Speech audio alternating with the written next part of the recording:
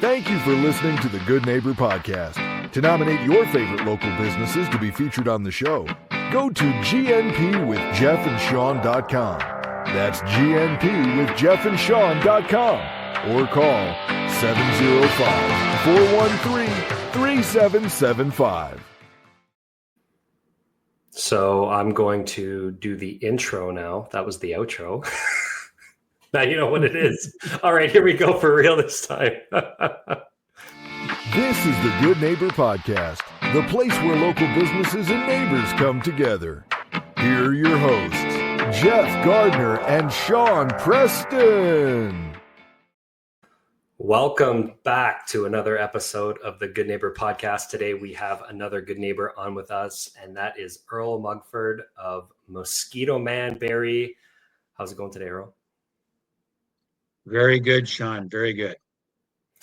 How has this nice weather swing been for you? I don't know about probably the listeners drive you absolutely bonkers. How can it be 25 degrees in one day and then go down to feeling like -6?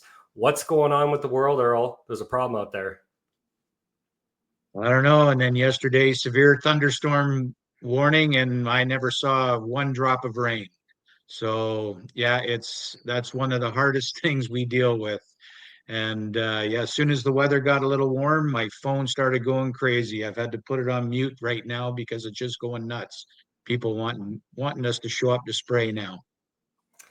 And for most things in life, it's that kind of adage, right? You don't really know how good you get it until it's gone. And last year, every Thursday was absolutely gorgeous. I don't know if the listeners listen right now, if they knew that or did know that. I know that because I'm in a men's league for golf every Thursday, and I golfed every Thursday last year, and it was absolutely beautiful. I'm looking at the Weather Network app yesterday, 90% chance of rain, 10 to 15 millimeters. So hopefully the weatherman doesn't know what he's talking about as per usual, and that we get some good weather on Thursday. But yeah, you never know out there.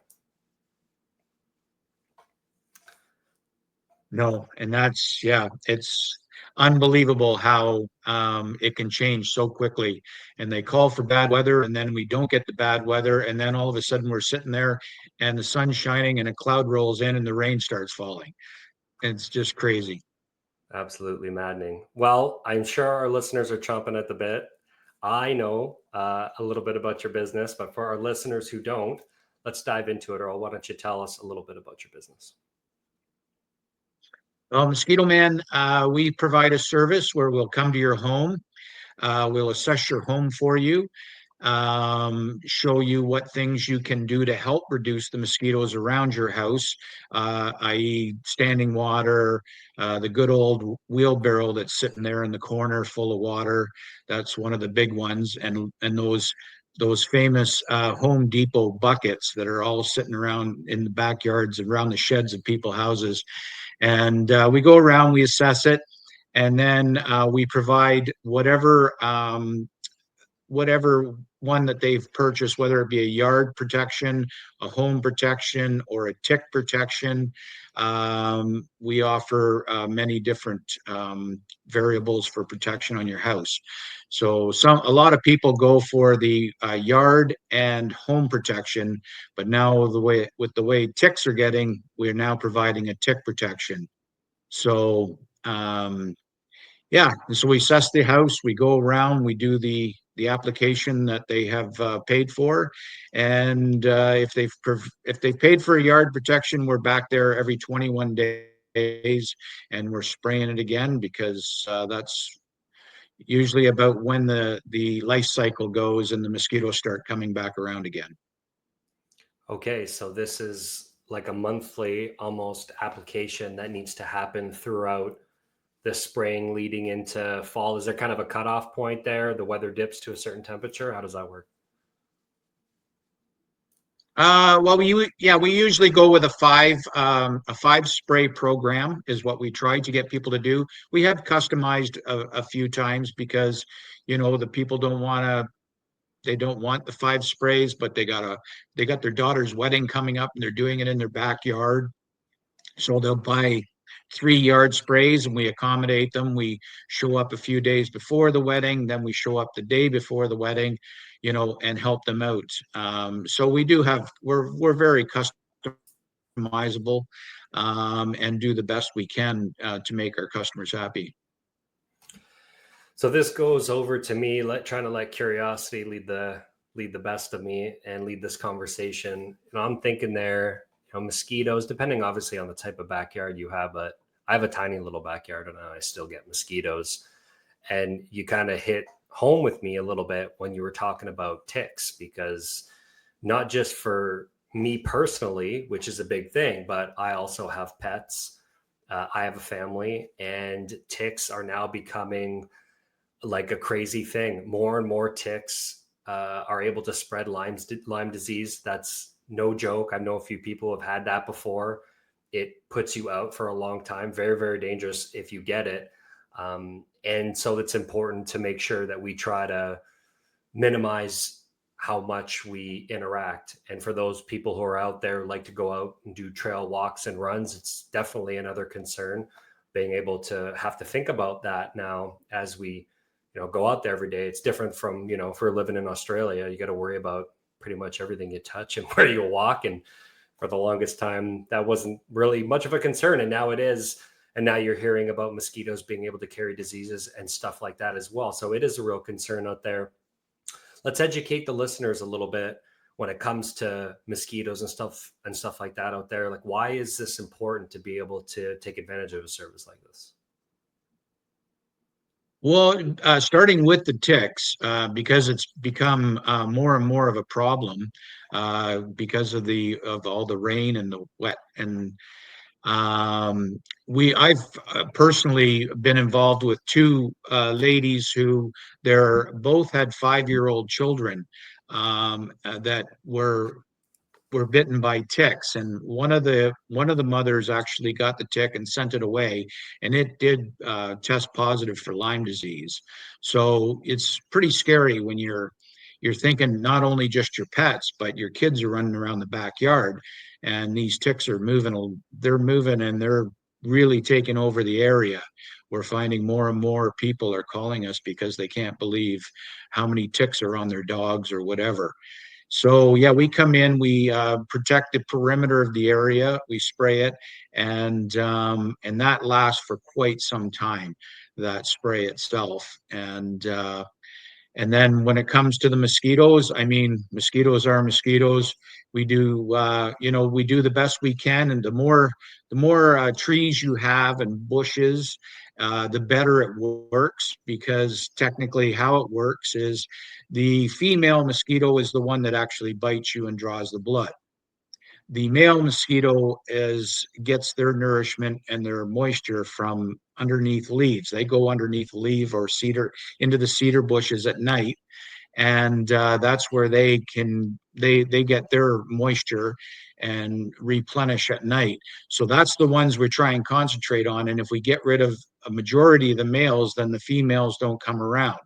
So other than that, I mean, at 9 o'clock at night, you're sitting out there and you're having a cold one, you're the only one that's out in your neighborhood. Well, that female mosquito it's going to search you out no matter what you do. So, but and then there's the home protection. I mean, it covers ants, it covers spiders. Big thing is spiders, especially around Lake Simcoe and stuff like that. So let's say I've got a young family, little kids, I've got pets. Is it safe when we're using those applications? Is there a bit of a time period? Is it a 24-hour, 48-hour time period, or you spray and you're pretty much good to go? Maybe we could touch on that. Yeah, well, I have a little Pomeranian myself, and I don't spray my yard any more than I do a customer's. But my little dog has never had a problem, and it is very safe for children and pets. We recommend, after we spray, we tell the customer just not to let the kids and the pets run around the yard for about an hour until it dries. If it's a nice breezy day and the sun's shining, it's dry within minutes. But we ask to just wait an hour. I always refer to the flea collar. So a flea collar, it's the same stuff that's in a flea collar, but you put a flea collar around your dog's neck, but you don't let your dog chew on the flea collar. So it's the same concept. It's just basically common sense. And we don't want the dog to go running out right after the guy walks out of the yard spraying, and getting it on its paws and then sitting licking it. But I mean, for the we're well within the regulations. I mean, it's not something that's going to kill your dog. The quantity is just not there. But so we just let it dry, and it's completely safe. We have so many customers with pets, and they're the ones that call us to get it sprayed. So it just, we've never had an issue. Beautiful. Now, this is probably the most important conversation I'm going to ask on this podcast. I'm an avid gardener. And so the Japanese beetle has been a pain in everybody's butt, including my own. I have a bush in the front and they love it. And so I put one of those scented traps out. I have to do it 2 or 3 times, midsummer once they start getting going. It does a good job of keeping them out of the backyard, but I still get them in the backyard. And of course, they're going on all my vegetables, eating pretty much everything they can get their mitts on. Would an application like this be a solve for a gardener who's got, that type of pests that'll eat their vegetables? Or is that kind of more mainly for little critters like spiders and then, of course, the mosquitoes? Well, that's a yes, no question. So yes, it does work on the Japanese beetles. And I've had a customer who was very happy because all of a sudden her plants in her front yard were not being devoured anymore. But we do not spray flowering plants or like your vegetables and garden area, because our product it unfortunately would affect bees. So we do not spray around a flowering plant, so that doesn't happen. But the as far as like one lady, she couldn't believe, because she had a yard full of hostas and she thought they were gone. But after we started doing the applications there, within the month, her hostas were coming right back again. So she was really happy. Phenomenal stuff. Absolutely love it. Finally have a solve for those pesky bugs. All right, everybody's got a bit of a journey, right, in life. We all start off, we get out of school, we start that path of life, we start our journey. Some people, they do the same thing. They kind of come out of the womb and they're a veterinarian, and that's what they do. They do that for the rest of their life and sail off into the sunset. And there you go. And then others, it's a little hop and a scotch, or it's a little bit more than that. And so it's always interesting. I love asking this question on the show because everybody is so different, and how they get to where they are today and that journey, what that looks like. Why don't you share with us and our listeners about that journey before leading into working at Mosquito Man? Well, that would be a fun answer to go with you, but we'd probably need to do about a 2-hour podcast, because I'm just one of these people that I always say, when my butt gets itchy, I don't scratch it, I just move. So I have never been a doctor. I do say that, but I've done everything from owning a restaurant. I've owned a hardware store. I've been a fireman. Um, I've been a truck driver. I've driven television stars in stretch limousines. I've loved working my whole life. It's a problem I have. I'm a bit of a workaholic. So I've always been working since I've been 14 years of age. I was very nicely retired until my wife didn't like mosquitoes, and we couldn't find anybody to do the job until we found Mosquito Man, and they didn't have a franchisee. So yeah, here I am. Now I'm working again, but I know I'll always be working. So I might as well be doing this. That's cool. A lot of different things in life, a lot of different life skills picked up along the way. I would round out an individual such as yourself. That's pretty fascinating. The next time you talk to Jeff, you'll have to talk to him about the firefighting thing, because he ended up Mhm. applying before he got into business, and I'll let him tell you that story. It's a Yeah. funny one. Well, I just one thing I have a good friend, and he's been the only one that put it in words to explain it. And he said to me one day, he knows my whole story, and he said to me one day, he said, "You'd have to be 100 years old to do as much as you've done in your life." And I laughed and I said, "Yeah, it kind of feels that way." That's awesome.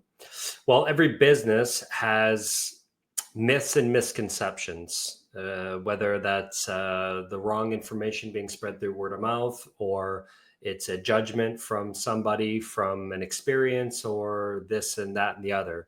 And so I always like to give our guests on the show an opportunity to address some of these things. For example, we already addressed it, but it's like, is this safe for my pets? Somebody might not make a decision making the wrong assumption that it is, when really it's not, because you clearly do it the right way and the products are safe. So do you have any myths, any misconceptions that you'd like to clear the air? Well, you know, we don't, a lot of people don't like pesticides, and they don't like the polluting of it. I mean, it is a tough call, but I met a gentleman who's one of my customers, and he had West Nile from a mosquito. And after sitting talking with him for about 10 minutes, trust me, I think I'd rather take my chances with the pesticide, because I met a man who got up every morning and wished he was going to die that day, because it was so bad. He was in a wheelchair, and just to hear him explain what he had to go through, I just thought, you know what, this is this is more beneficial than I even know. No, very well said. It Health is the number one thing, right? If we don't have our health, we really don't have anything at all.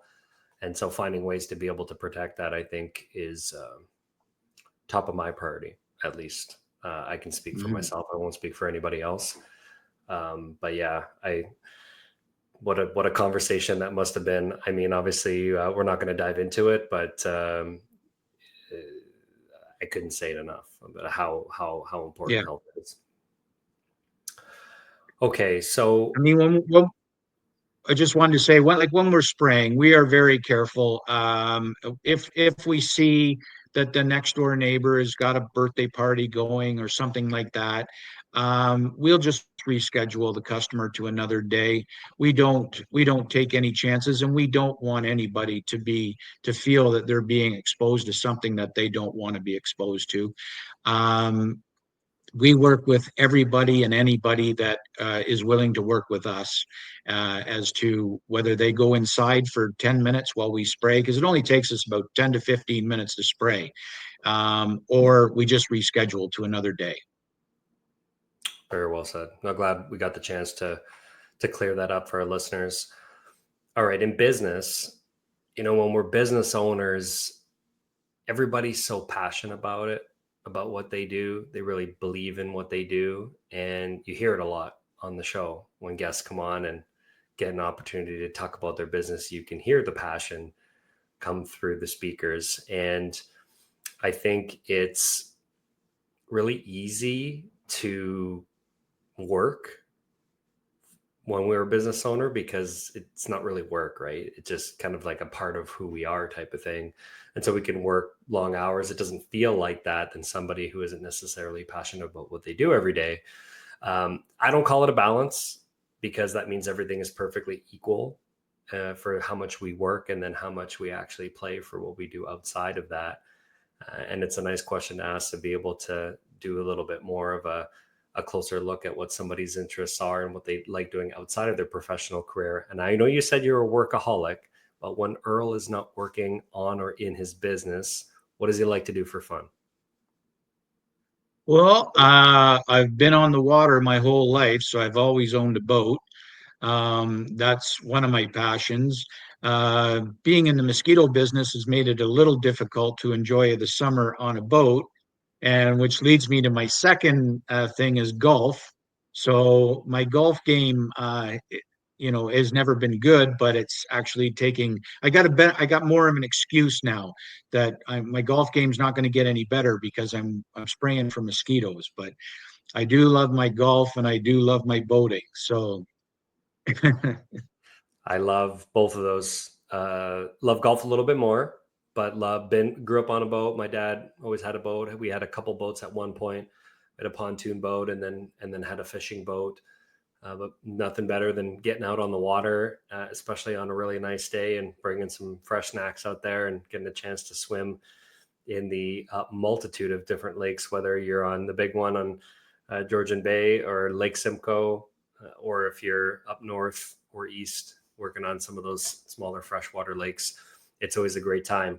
Now, golf, I think you don't really need an excuse. And being good and not being good, for me, there is no difference. Like at 36, I want to improve on my golf game a little bit, but like I just went out there and I was a complete hack job on Thursday last week. And I didn't even get mad. I'm like, it's not even worth it. I'm just going to enjoy the time I have out here with the people I'm with. Actually, Jeff and my dad were a part of my group last week. So I'm just out there enjoying the time with my dad. Of course, I spent a lot of time with Jeff, but being able to do it outside of, sitting on a screen or working with clients or any of that kind of stuff, it was just really nice to be out there in nature, and of course, not going too far in the bush so you get bit by mosquitoes, right? yeah, I mean, that would be a great place to be spraying for mosquitoes, but it would be a big job. 100%, 100%. Well, in life, we were talking about that path, right? It's kind of left, it's right. Sometimes it's linear for people, but life is never really perfect. There's always things that happen. You always intend to set yourself to head in one direction, and then something might happen. It might alter the trajectory of where you're going, based off of what life throws at us. Life isn't fair. It never has been. It never will be. Because sometimes it'll throw hurdles at us. It'll throw obstacles at us. Sometimes they're in form of challenges, tragedies. Some people experience those more than others. But I've always been fascinated with human beings, right? Our ability to be able to like overcome these challenges. A lot of it's that mental state, trying to find a silver lining from something that happened, or seeing the glass half full, having a positive mindset has a lot to do with how we move forward, because we have to move forward. Time moves forward. Evolution moves forward. We have to move forward with it. And so I wanted to ask if you've ever experienced a life challenge, a hardship, maybe something that you overcome, maybe it made you better, maybe it made you stronger, maybe you took some silver linings from it.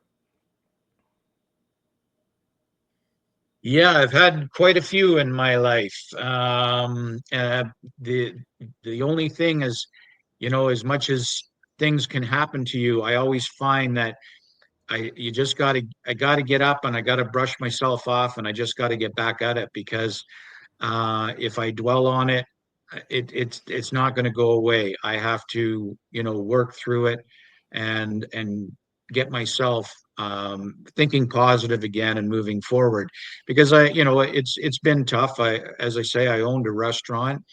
That is just not a business for anybody. You have to be a special person to own a restaurant, because it's very tough, and I really did not enjoy it. And so I would be probably the only person you'll ever interview that locked the doors of a restaurant, sold the interior of it, and renovated it, and unlocked the door 3 months later as a Pro Hardware. So because I just was not having fun. My family life was just not good. It was too many hours, not enough money, and I just came up one day. It popped into my head at 5 o'clock in the morning, baking muffins, and I thought maybe I should look at a hardware store, because this town doesn't have a real hardware store. And I called Pro Hardware and I called Home Hardware, Home Hardware didn't want anything to do with me. They said I was too small. And Pro Hardware was at my door the next day. And we started putting it together. And I did all the work myself, all the shelving I bought from wherever I could find it, whatever store in Peterborough that was closing down. And I stocked the store. It was quite the job. And yeah, we unlocked the door 3 months later, and we were a Pro Hardware, and I loved that job. That was a great job. We always learn through failure, right? That adage, if you could fail forward, if you can learn from it, right? Still keeping a positive attitude towards something when something doesn't necessarily go the way it was intended. What kind of silver lining did you pull from that? If you have one, maybe share with the listeners. Maybe somebody's going through something right now. You never really know, because everybody always keeps it so tight-lipped unless they're sharing it on social media and that type of thing. But adversity is a real thing, and I like to call it the face of suck. Nothing always is going to last forever. It's just that phase. But being able to pivot, in your case and what you did, to turn the situation from what it is into a positive, improving your life, family life, quality of life. And then, of course, on the business side of it, is one thing. But is there a silver lining you can kind of pull from it, or something that you learned from just going through that experience that maybe shaped you, or maybe some advice you could give to somebody who's maybe going through adversity right now? Yeah, again, it's hard to do. I've been mentally in a position where I just couldn't see the light. The light was gone out, and it took a couple days, and it you have to reach deep inside, and you have to find something else. And no matter how small it is, whether you just go and fix something to feel better, that, oh, at least I can still do that, or go into the kitchen and make a fabulous dinner and say, oh, I still remember how to cook. I'm still good at that. And then get yourself motivated again and start looking, because somewhere it could be under a rock even. There's something somewhere, and if you look hard enough, you can make things happen. And I've seen my friends and stuff like that, and as much as I would try to help them and try to get them to focus, a couple of them, they just couldn't see, no matter what, they couldn't see the light. And they've had a tough life. And I just, you know my one friend said that I was lucky, and I kind of wanted to just slap him. It's like, it's not total luck. I'm making this happen. So it's, and that's the hard part. It's just making it happen. And once you do, you feel a whole lot better, and things work out. Yeah, I mean, we go through every mountain, every peak, every valley. There's always something to be learned, from when you're at the top all the way to when you're in the valley at the bottom. And to be able to take those experiences and, what did we learn from this? And then having that adversity, the will to want to continue to move forward, I think is a very important thing. If you have the drive enough, and then if the confidence dips in everybody from time to time, but just knowing that you've done it once before, or you've been successful in something else, doesn't mean that you can't be successful at doing something else if you just put your mind to it. Correct. Yeah. Yep, that's for sure. Earl, if you had the chance to pick one thing, and one thing only, what would you want our listeners, whoever's listening, to know about your business? Well, the main thing is, we've all learned since that nasty word, COVID, that things things are more important now in life, and especially around your house, because we were all stuck at home. And uh, my phone was ringing off the bell, because everybody was calling me, because now they realize they can't leave their home, and we were working through COVID. and spraying people's yards so they could at least go outside and not have to worry about getting some other disease. So, it as much as there is, the pesticide end of it, there's more pros than there is cons to this concept of spraying for bugs, because bugs are never going to go away. They mutant, they get tougher, they get we get new ones all the time. It's just constant. So I think it's something that has to be done. Until it would be beautiful if somebody could come up with a product that wasn't a complete pesticide. Ours is based on from the oil of a chrysanthemum flower, but it is man-made, so we have to call it a pesticide. And it it's needed, because people are allergic, people get sick, as I say, with the West Nile, the Lyme disease. There's many more, and they're apparently coming up from the south, and we're going to get even more problems in the next couple of years. Well, we definitely touched on a bunch of important topics, including our health. And I'm sure that there are some listeners out there that are interested. I know I am, to want to reach out, maybe learn a little bit more. And so for those who are, what would be one of the best ways that they can reach you? Well, the most informative way is just to go on to mosquitoman.ca. We have a full website there. And it'll explain everything that we do. It also explains the products that we use. It'll educate the person, and then they can have somebody contact them and talk to them. And if they do book, when the technician shows up to the door, then they can speak to the technician. The technician will help them as well, and make it a positive experience. Wonderful. Well, Earl, that was a fantastic conversation. Definitely learned some things, a little bit more about your business, got to learn a little bit more about yourself personally as well. Really enjoyed the conversation, man. And thank you very much for joining the show. Thank you so much, Sean, for letting me do this. This has been a great experience. No worries, man. We'll catch you around. Thank you for listening to the Good Neighbor Podcast. To nominate your favorite local businesses to be featured on the show, go to gnpwithjeffandsean.com. That's gnpwithjeffandsean.com, or call 705-413-3775.